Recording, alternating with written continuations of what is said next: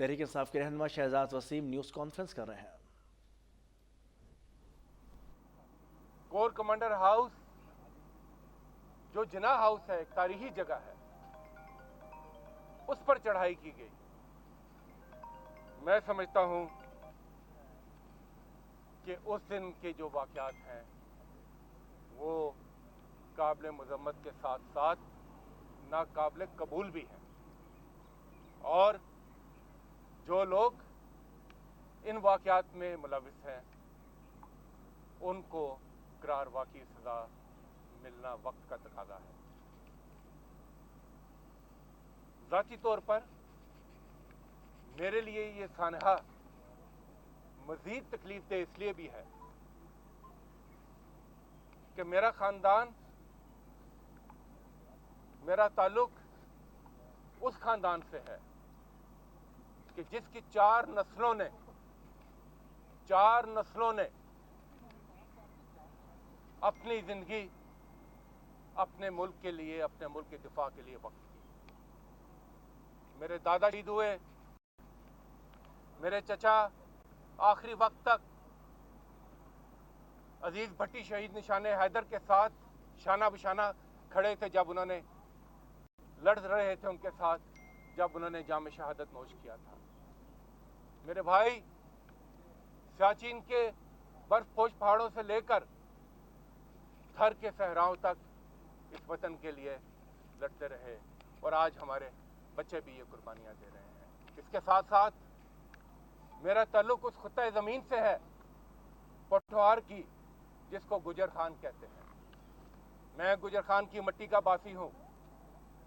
گجر خان نے پہلا نشان حیدر دیا تھا اس ملک کو، اور آپ آج بھی جائیں ہر دوسرے گھر میں آپ کو کوئی شہید یا کسی غازی کا وارث ملے گا۔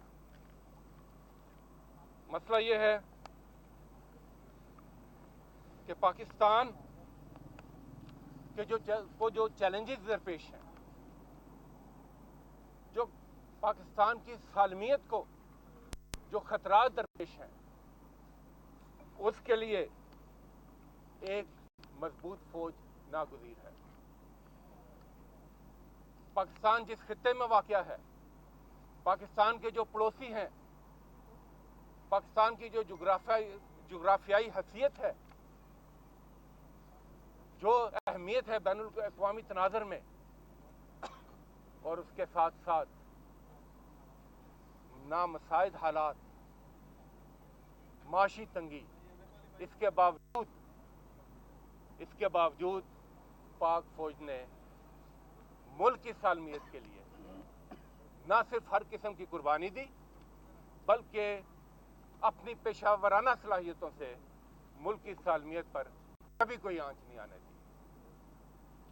بالا کوٹ کا واقعہ آپ کے سامنے ہے کہ دشمن سمجھتا تھا کہ اس کی یقینی فتح ہے، مگر سلام ہے پاکستان کی افواج کو کہ انہوں نے کس دندان شکن جواب کے ساتھ ان کو رخصت کیا۔ پوری دنیا نے اس کی پذیر آئی کی۔ دہشت گردی کے خلاف جنگ بڑی بڑی قومیں کامیابی سے نہیں لڑ سکیں، مگر جو کامیابیاں پاکستان اور پاکستان کی فوج نے حاصل کی وہ بے مثال ہے۔ فوج کی مضبوطی جہاں ایک طرف اس کی پیشہ ورانہ صلاحیتیں ہیں، مگر اس کے ساتھ ساتھ ایک بہت اہم عنصر فوج اور عوام کے درمیان رشتہ ہے۔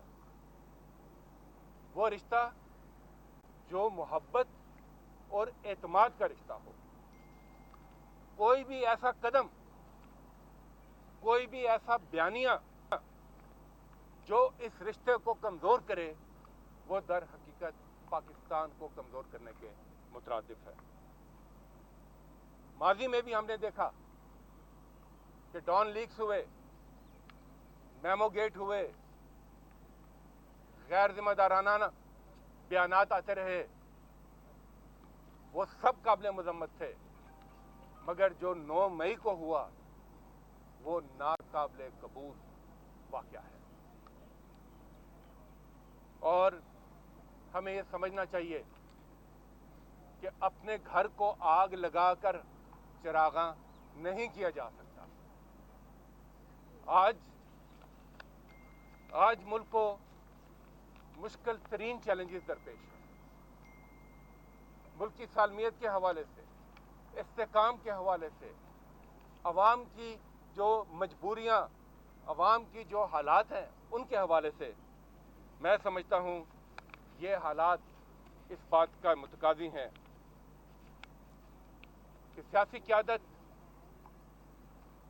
اس بے یقینی اور افراتفری کے ماحول کو ختم کرتے ہوئے جمہوری پروسیس کو آگے بڑھائے،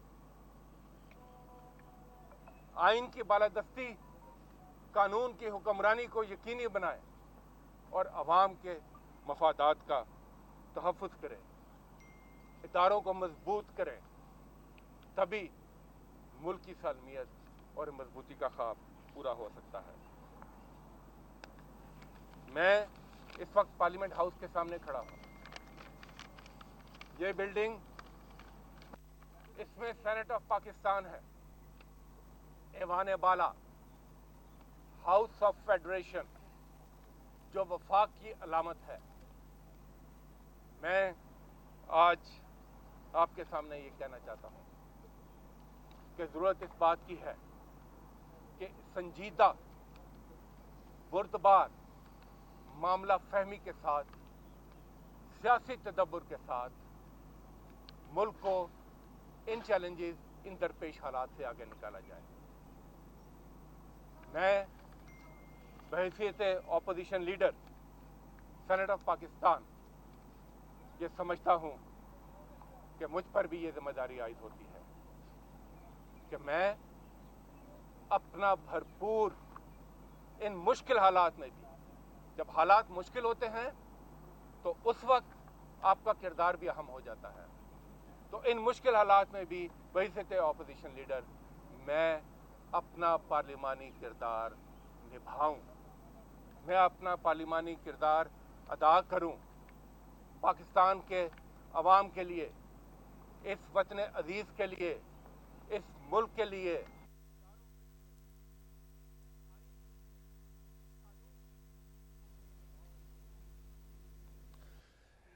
سینیٹر شہزاد وسیم میڈیا سے گفتگو کر رہے ہیں۔ انہوں نے کہا کہ 9 مئی کا دن پاکستان کی تاریخ کا سیاہ دن تھا۔ 9 مئی کے واقعات کی مذمت کرتا ہوں، میری 4 نسلوں نے دفاع وطن کے لیے اپنی زندگی وقف کی۔ 9 مئی کے واقعات میں ملوث افراد کو سزا ملنی چاہیے۔ میرے بھائی سمیت دیگر فیملی کے لوگ فوج سے وابستہ رہے ہیں، جو کامیابیاں پاک فوج نے حاصل کی ہیں وہ بے مثال ہیں۔ بڑے مقاصد کے لیے وہ بھی مجھے اپنی معاونت فراہم کریں گے، اور اللہ تعالیٰ سے دعا ہے کہ اللہ تعالیٰ ہمارا حامی و ناصر ہو اور ہمارا مددگار ہو۔ اور آخر میں ایک مرتبہ پھر 9 مئی کے واقعات کی پرزور مذمت کرتا ہوں۔ میں شہداء اور غازیوں کی فیملی، ان کے ساتھ اظہار یکجہتی کرتا ہوں، اور اللہ تعالیٰ سے دعا گو ہوں کہ یہ پہلا اور آخری واقعہ ہو پاکستان کی تاریخ کا۔ شہزاد صاحب یہ بتائیے گا کہ جو انسیڈنٹ ہوئے 9 مئی کو، اس کی عمران خان صاحب نے تو بہت دیر لگائی، جو بعد میں بھی انہوں نے کئی روز بعد ایک زو معنی سی اس کی مذمت کی۔ ایک تو یہ بتائیں کہ کیا آپ اس بات کا اعتراف کرتے ہیں، جس طرح کے ثبوت سامنے آئے ہیں کہ یہ حملے ایک منظم سازش تھے اور پلانڈ کے تحت کیے گئے، اور پاکستان کو درپیش چیلنجز کے تناظر میں senator Shahzad Waseem news conference کر رہے تھے۔ انہوں نے کہا کہ میں 9 مئی کے واقعات کی پرزور مذمت کرتا ہوں، میری 4 نسلوں نے دفاع وطن کے لیے اپنی زندگی وقف کی ہے۔ 9 مئی کے واقعات میں ملوث افراد کو سزا ملنی چاہیے۔ میرے بھائی سمیت دیگر فیملی کے افراد نے فوج میں خدمات انجام دی ہیں اور مجھے اس پہ فخر ہے۔ پاکستان کو جو چیلنجز درپیش ہیں اس کے لیے مضبوط فوج ناگزیر ہے۔